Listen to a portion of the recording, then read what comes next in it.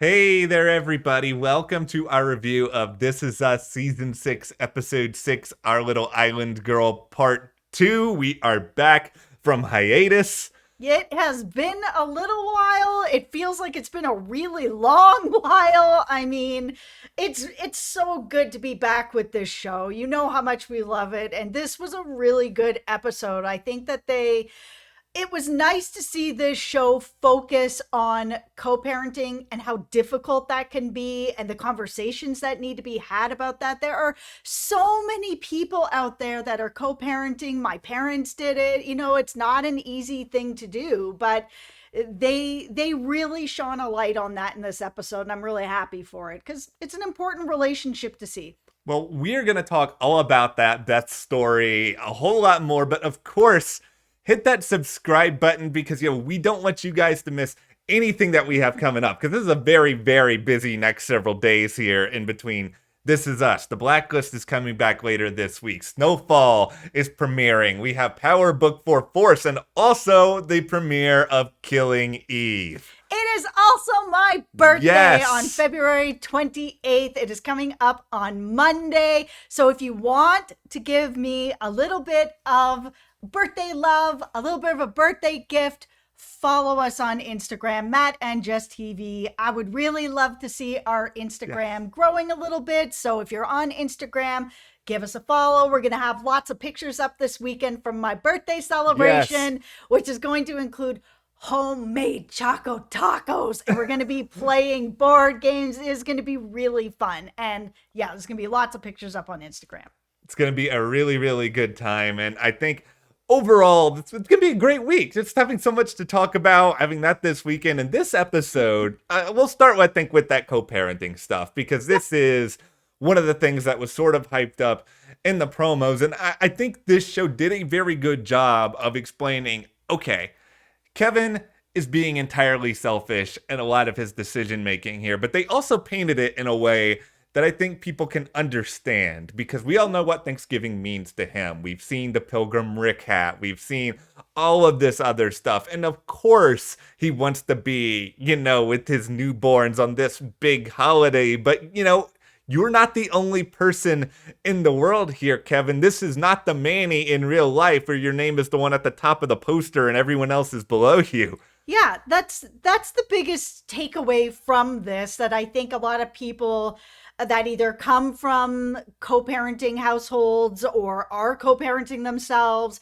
will take away from this, is that conversation is so important, and communication is really like the foundation of dealing with a co-parenting situation, because we've got Kevin who just assumes, didn't ask, didn't have a conversation with Madison, that because Madison doesn't really have a lot of family, that he just assumes that she's going to want to go with her ex to be with her ex's family. Yes. And not actually see what she wants to do herself. And it's a really hard situation for Madison, because she doesn't always speak up with things that she wants as well. And we saw in here that she didn't speak up right away, and she did end up later speaking up to be like, listen, maybe I don't have, a lot of family, but I have my kids, and, I'd like to build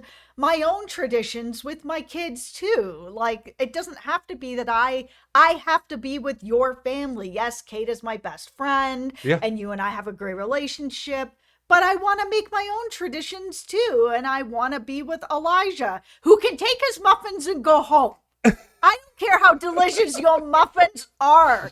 Take your muffins and go home.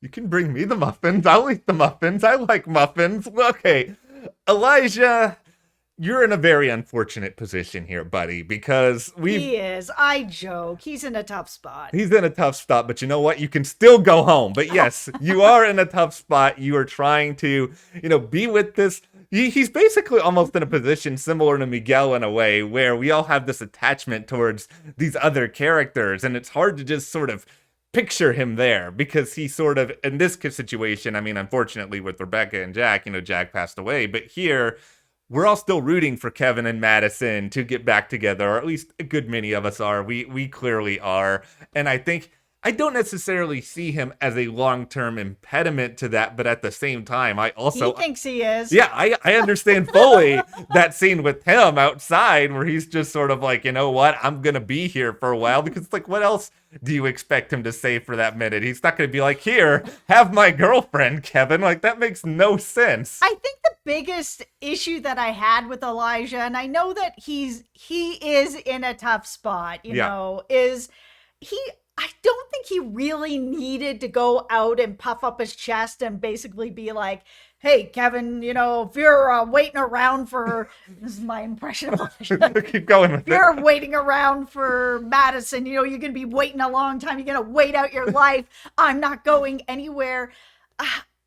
Kevin hasn't made any sort of movement right now to try to get Madison back. He's not moving in that direction. He might be in his heart or his head, but it felt a little like unprovoked. I mean, really, there was, yeah, of course, Kevin wants to have his kids and to have everybody at Thanksgiving, but, you know, is it really like a step back off my girl kind of time? It felt like maybe not yet. It felt out of character. Like, that's just sort of where I'm coming from, because I know this will be a surprise to a lot of people out there. I'm not a particularly confrontational person, and I feel like Elijah is not a particularly confrontational person a lot of the time either. And I just feel like he is probably going to go 3 or 4 different routes with Kevin before he goes to confronting him outside, especially when I'm not going to say he's been like simping on Kevin as the Manny or anything, but he was just like a big fan of Kevin as the Manny. He was excited to go to the taping, excited to do all these. So all of a sudden at the end of this episode, he's then going to be like Mr. Look how macho I am confronting you. This is my Elijah impression outside of this place. Yeah, it did kind of turn on its heel because it has been many episodes that Elijah's been really trying to make sure that he has a good relationship with Kevin, because this is the father of his girlfriend's children. And Yeah. Kevin's also been putting in work to try to make sure that he has a good relationship with Elijah as well. And I think that the breakdown of communication where Kevin just assumed that Madison was going to trek the kids out to his family thing with no conversation, where Madison really wanted to spend it with Elijah and her kids and to try to have her own time. I think it's probably, I guess, what provoked him to do that, but it shouldn't have. I don't know. It didn't feel like that was really the way it needed to go. It felt like more, maybe Elijah maybe sticking up for communication. I would have liked to have seen him come out and be like, not like, hey, if you're waiting in the wings for my girl, you know, piss off, but more so like, hey, listen, we're all in this together. I'm going to be around for a while. So, you know, maybe you and Madison need to sit down, just, I don't know, hash out a schedule, start there, figure it out. So there was easily, I think, 5 or 10 different things they could have done a little bit differently there. The part of the story I like the most is Kate and Madison and the show suddenly remembering that they're friends again.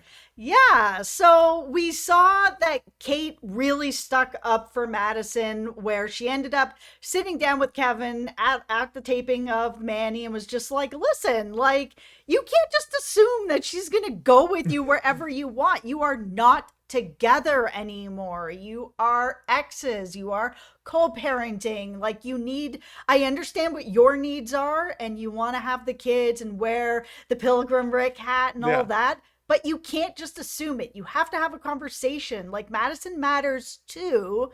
And he did really listen to that. And at first he was kind of a little bit like, why aren't you on my side? And she's like, I am on your side, but, you know, I need to call you out when you're acting like this.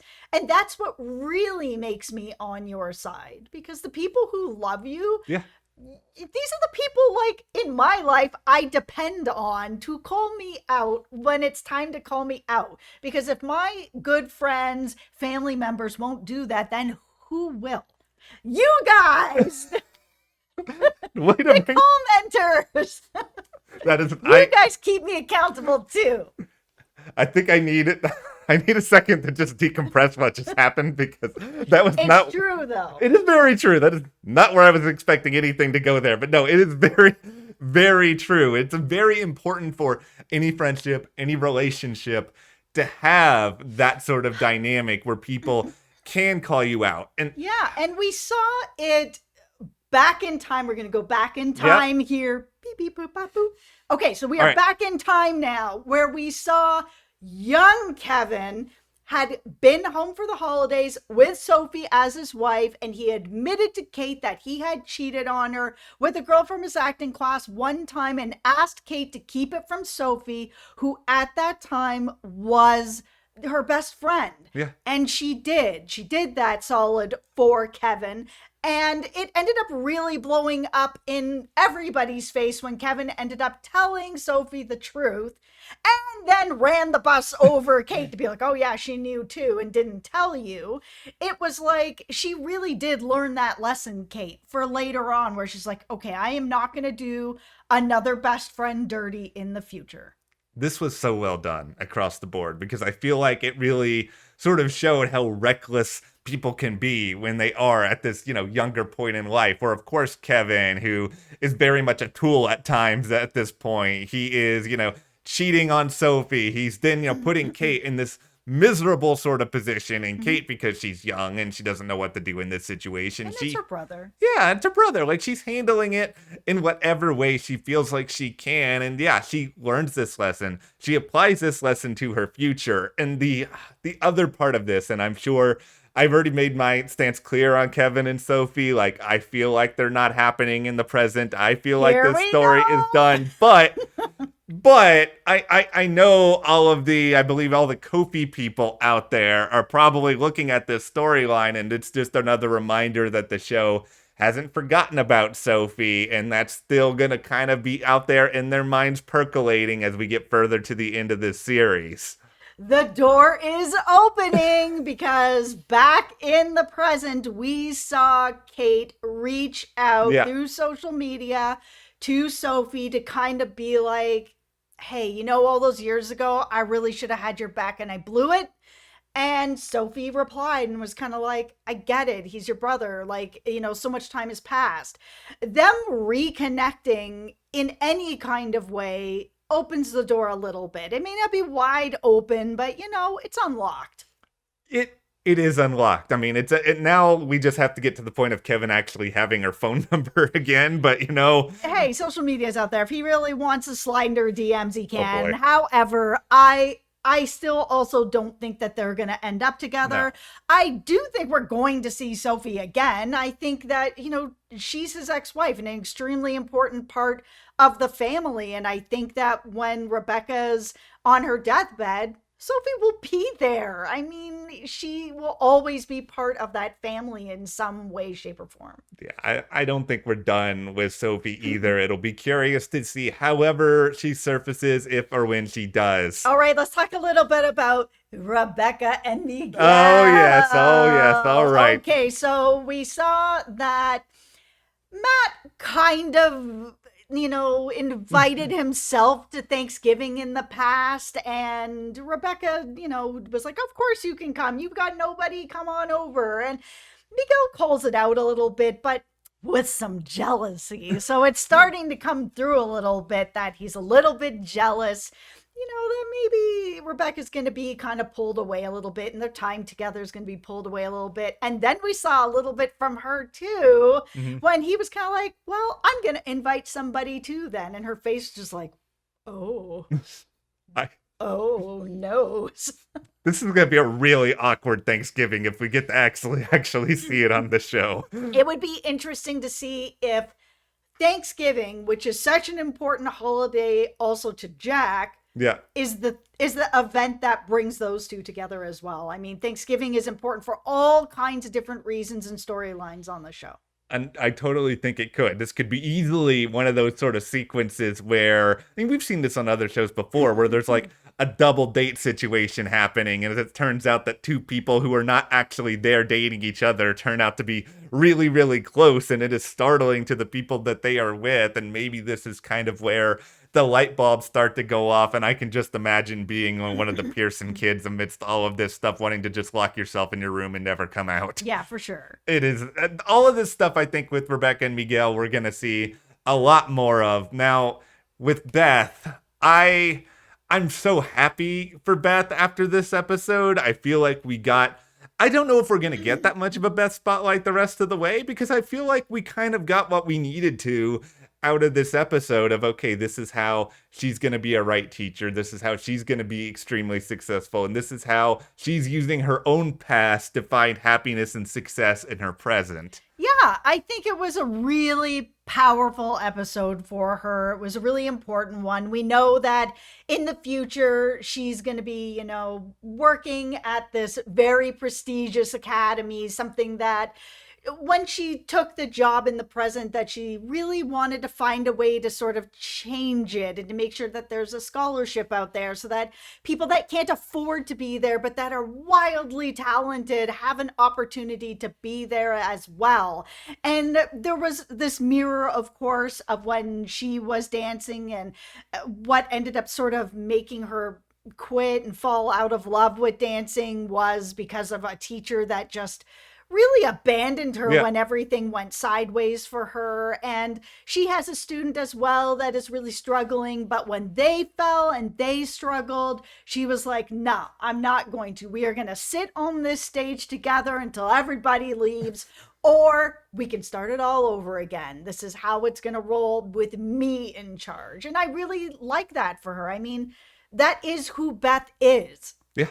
She is determined. I think she is someone who, she is willing to confront things, but she has to figure out how to confront them her own way in time. Yep. I'm glad to see that Goran Vasinich came back for this episode, that he is done stealing the lifeboat over on Timeless, and that he was able to make another. I love him. I think it's a very important character, obviously, in Beth's life. His teacher, who she had put her entire faith in, who completely just kicked her to the curb. I can't imagine. That phone call? Yeah. Ooh. I felt so bad for her. He was very honest with her, where he was just like, I'm really sorry you felt that way, but that's not my role. Yeah. It's like, what? Your role is whatever you want your role to be. You can be a teacher and you can care, or you can be a teacher and not care. It's still your choice to decide if you care about somebody or not. It's not my role. Get out of here. Is he going to go over to Elijah's and have a muffin? Yeah, no kidding. Okay, no, it's just a little thing, but one thing I also really liked was just seeing Deja at the recital, because we've seen all that tension over Malik and all of that. I don't know where it's going, but at least she was there. No follow-up. No. I was legit shocked. Through this whole episode, I'm like, okay, there's going to be some kind of follow-up. Yeah. What is actually going to happen? Are they going to sign that she's able to do this? Are they not going to sign off on this? Nothing. No. Not a whisper. Yeah, it's a little bit weird. I'm glad she was there, but it was a little bit weird. And I think in general, and I understand that This Is Us has a lot of different things they're trying to accomplish, but it's we had maybe a tiny moment for Kate and Toby in this episode that sort of reemphasized their discord. It wasn't big, but it was there. Yeah, now she's kind of like, oh, okay, it used to be that he would still come home every weekend and he would be here and the time would be working out together, being together. And now he's, attached to his phone the entire time he's here. So he might as well not even be here. And we did see Kevin try to call that out to be like, hey, by the way, this is really affecting my sister. For Toby to be really snappy about it, to kind of be like, you don't need to be here either. You don't have to live here. You can find your own home, sort of thing. You don't need to be involved in my marriage. But it's kind of like, Toby, somebody does need to be involved because you are slipping. Yeah, you are slipping fast. I feel like over the next 3 or 4 episodes, we're going to kind of get to, and I hate to say it, but the end of the road here for these two, because they have to spend some time establishing Philip. They have to spend some time sort of building up to that second marriage that we're seeing a little bit later on down the road. I don't want to say this is a pet peeve, but it is something that really stood out to me, because we had that moment with, with Kate and with Madison, we talked a little bit about earlier, but how come a lot of these Pearsons don't really have that many friends? I don't know why I was thinking about this, because for starters, where's Gregory? I want my Amundsen back on this show. We haven't seen him in a while, but Randall? Where are Randall's friends? I know, his only friend is like Malik, Yes. which is not great. And then it's the same with Kevin. Kevin doesn't really have anyone. He just has really like Kate, and Kate has Madison. But I mean, let's be fair, this is a pretty big cast, so to Yeah. have like a lot of friends around, I don't know. Is Kevin's best friend Nikki? Because if that's the case, it might be kind of terrifying. He's got Cassidy. Okay, there you go. Cassidy, we will accept Cassidy. Okay, now this was a very, I think, good episode, strong episode, of course. Important episode. I wish there was more in the flash forwards, but that's probably just because it's the final season and we know we only have so much time. If I took that out of the equation and just looked at this episode in a vacuum, I would be very, very satisfied coming out of it. Yeah, for sure. All right. Well, of course, hit that subscribe button, everybody. We are here after every This Is Us episode talking all about it. And of course, like we said earlier, if you want to give Jess a wonderful birthday gift, be sure to follow us on Instagram at MattandJessTV. Thank you so much. We will see you here next time.